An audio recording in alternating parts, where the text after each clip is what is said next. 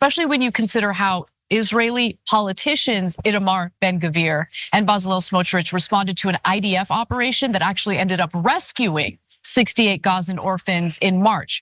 When that happened, here's how Ben-Gvir responded to it. This is not how a country that wants absolute victory runs. There are countless fake, inhumane measures, and the citizens of Israel continue to pay the price. In war, you have to crush the enemy and not be constantly self-righteous. Again, we're talking about kids. We're talking about the IDF actually doing a good thing in rescuing 68 children. And that's how Ben-Gvir responded to it. Yeah, Ben-Gvir is a deep racist. He's a fascist who doesn't believe in democracy and doesn't believe that anyone that isn't his particular race should have any rights.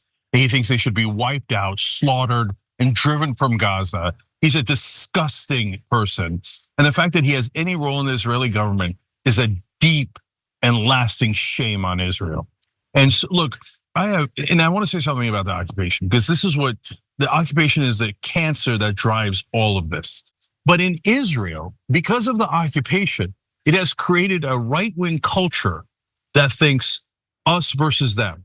And the Palestinians aren't really humans. We have to take the West Bank. We have to take Gaza. We have to drive them out. Who cares about their stupid children? Let's either kill them or let them die of their wounds.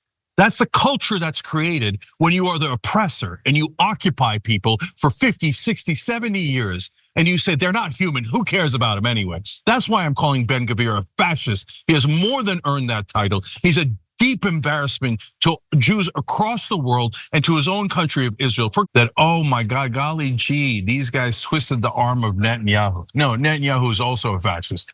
He's the one that has authorized all of this. He's the one that is 100% responsible for all those kids' deaths, for every kid that's going to die going forward because they're not allowing them to get treatment. Netanyahu is a monster. No one has ever made Israel look this bad. No, Hamas has not injured Israel nearly as much as Benjamin Netanyahu has injured Israel.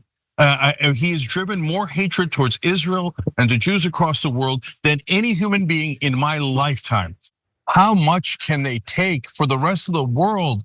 Look at these Palestinians. And some of these disgusting people in the right wing in Israel say, oh, there's no occupation. They're not occupied.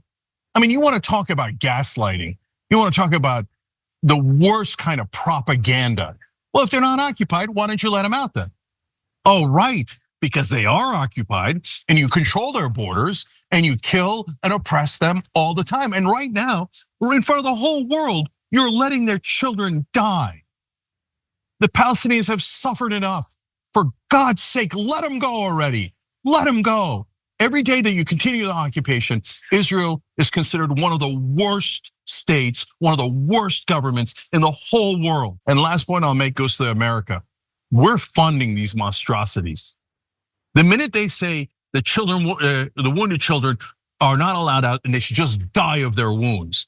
Not funding, not all funding. Are you kidding me? I'm gonna send $20 billion, $26 billion to this monstrous right-wing government? No way, no way. But our politicians are completely owned by all of the donors.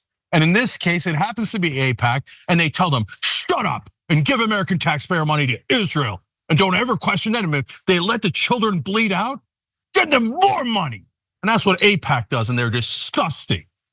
I hope I've been clear enough. And if you're pretending to be pro-life in America, you're not, because you haven't protested this at all. The children are dying right now, but because they're Muslim children, you don't care at all. So never call yourself pro-life. I haven't seen one pro-life leader complain about what's happening in Gaza. Every pro-life leader in America, and I'm saying this loudly at the RNC, are liars. None of them care about children. None of them care about babies. They all do not mind if babies are killed. Pro-life leaders are the biggest liars in America. If it's Muslim children that are being butchered in Gaza, they don't mind at all.